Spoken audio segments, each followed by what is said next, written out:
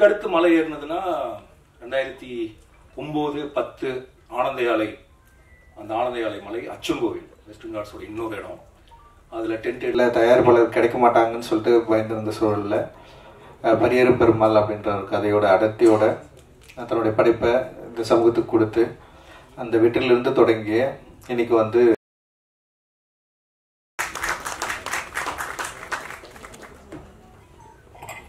எல்லோருக்கும் வணக்கம்.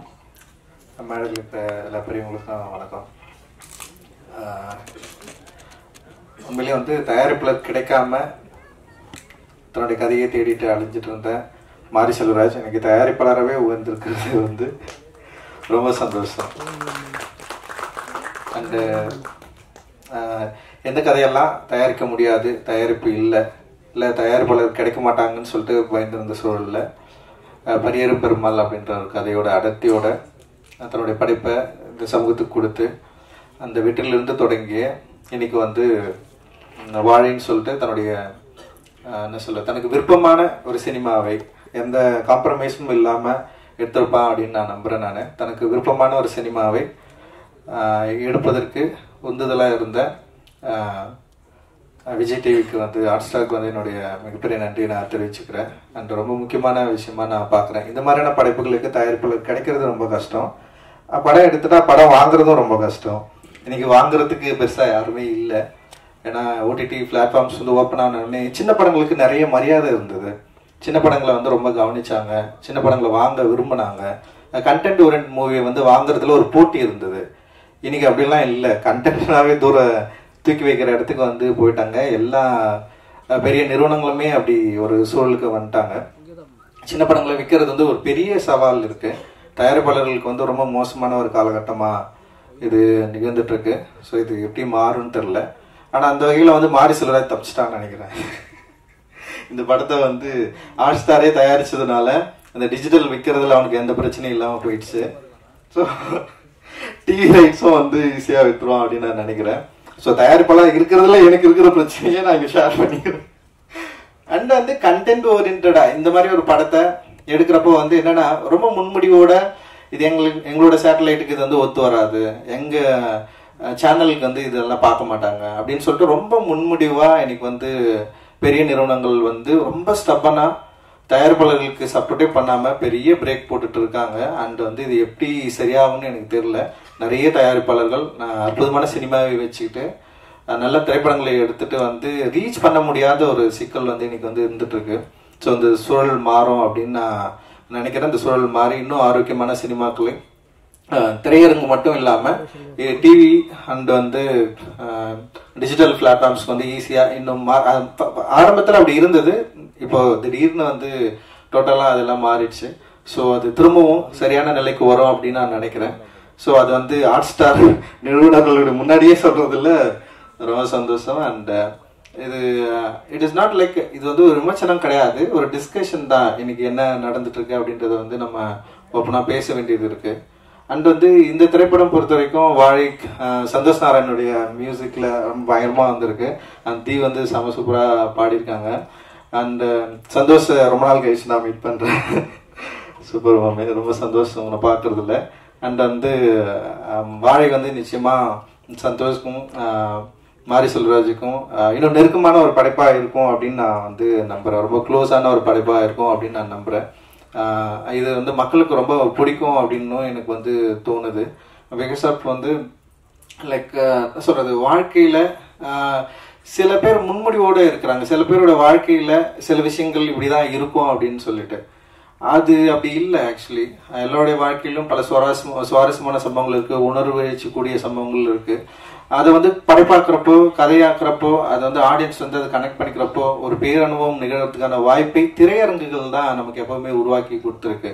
ஏன்னா லிமிடேஷன்ஸ் வந்து சமூகத்தில் இருக்கு, லிமிடேஷன் வந்து பெரிய நிறுவனங்கள் கிட்ட இருக்கு.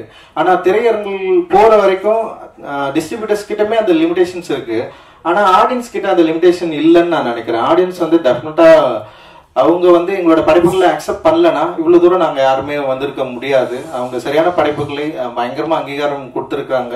அதனாலதான் வந்து ஒரு சின்ன படம் எடுத்தாலும் கூட கூழாங்கல் இயக்குனர் வந்து இந்த மேடையில உட்கார்ந்துருக்காரு. அண்ட் வந்து அவருக்கு வந்து பெரிய அங்கீகாரம் வந்து உலக அளவில் கிடைச்சாலுமே அவருக்கு சரியான மரியாதை தமிழ் சமூகத்துல வந்து கொடுக்கப்பட்டிருக்கு. இங்க திரை உலகத்துல அவருக்கு வந்து கொடுக்கப்பட்டிருக்கு அப்படின்றது வந்து ரொம்ப முக்கியமானதா நான் வந்து பாக்குறேன். அண்ட் மாரி செல்வராஜோடைய வளர்ச்சியில ராம் சார் வந்து ரொம்ப ரொம்ப முக்கியமானவரா அவன் அடிக்கடி அவன் சொல்லியிருக்கான், நானும் பார்த்துருக்கிறேன். அண்ட் அவருடைய அக்கறை, அவனை உருவாக்கிய விதம், அவனை உருவாக்குவதற்கு அவர் கொடுத்த புத்தகங்கள் அப்படின்றது வந்து ரொம்ப முக்கியமானதா நான் பாக்குறேன். ஸோ ஒரு புத்தகம் அப்புறம் சரியான ஆசிரியர் இருந்தா ஒரு நல்ல மாணவன் உருவாவதற்கு மாரி செல்வராஜ் வந்து ஒரு நல்ல உதாரணம். ஸோ அவர் வந்து தொடர்ந்து நிறைய திரைப்படங்களை இந்த சமூகத்துக்கு பலனளிக்கக்கூடிய திரைப்படங்களை எடுக்கணும் அப்படின்றது வந்து என்னுடைய விருப்பம். அண்ட் நானும் மாரி செல்வம் கூட சேர்ந்து இப்போ பைசன் சொல்லிட்டு ஒரு படம் பண்ணிருக்கோம். அதுவும் ரொம்ப இன்ட்ரெஸ்டிங்கா வந்துருக்கு. அண்ட் அதுவுமே வந்து ரொம்ப முக்கியமான திரைப்படமா மாறதுக்கான எல்லா வாய்ப்புகளும் இருக்கு. அண்ட் எல்லாருக்கும் வாழ்த்துக்கள். மேடையில் இருக்கிற எல்லாருக்கும் என்னுடைய நன்றிகள், மகிழ்ச்சி. நன்றி. ஜெய்வே. Thank you so much sir. அடுத்தபடியாக நம்ம கூப்பிட போறவங்க சினிமா மேல ஒரு டிஃப்ரெண்ட் பெர்ஸ்பெக்டிவ் இருக்கு. இவருடைய பெர்ஸ்பெக்டிவ்ல இவருடைய திரைப்படங்கள் பார்த்தா இந்த ஷேட்ஸ் ஆஃப் கலர்ஸ்மே ரொம்ப நல்லா இருக்கே அப்படின்னு ஒரு வாக் ஃபேக்டர் நமக்கே கிரியேட் ஆகும். சார் சொன்ன மாதிரி மாரி செல்வராஜ் மாதிரிப்பட்ட ஆட்களுக்கு வந்துட்டு ஒரு முன்னோடியா இருந்து அவங்களை கைட் பண்றதுக்காக ரொம்ப நன்றி. ராம் சார் ரொம்ப நன்றி. Please a few words from you.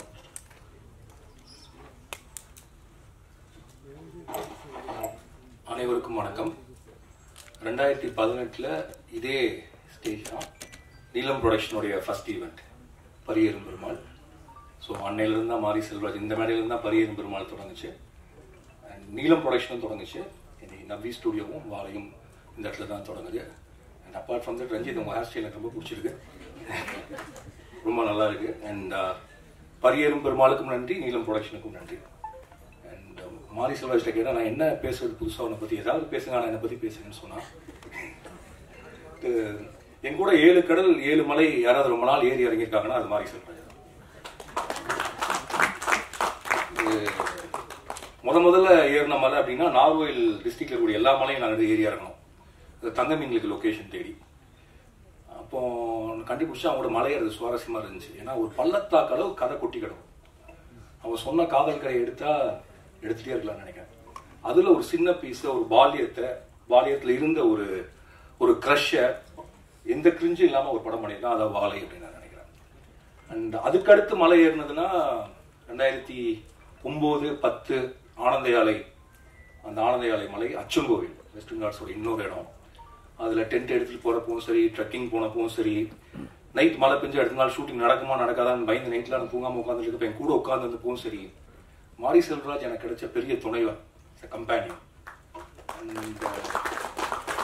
அவன் இருக்க தைரியத்துல எந்த மலையில வேணாலும் ஏறலாம், இறங்கலாம். அதுக்கப்புறமா இன்னொரு மலை இருக்கு, அது அதே தங்கமீன்களுக்கு 2012 ஏறினா வயநாட்டில் இருக்கிற செம்ப்ரா பீக். அது ஏறதுக்கு ஒரு 3 மணி நேரம் ஆகும், இறங்குறதுக்கு 2 மணி நேரம் ஆகும். Impossible to shoot. அது ஒரு ஆர்டின் ஷேப்ல ஒரு லேக் இருக்கும், அதனால அங்கே எடுப்போம். யாருக்கும் தோழன் இல்லைன்னு ஒரு பாட்டு, பட் எனக்கு ஒரு தோழனா இவன் கூட வந்தான். அண்ட் மேலே போய் நாங்கள் முதல் நாள் டென்ட்லாம் போட்டு 40 பேர் தங்கிட்டோம். சாயங்காலம் 6 மணிக்கு சாப்பாடு வரணும்.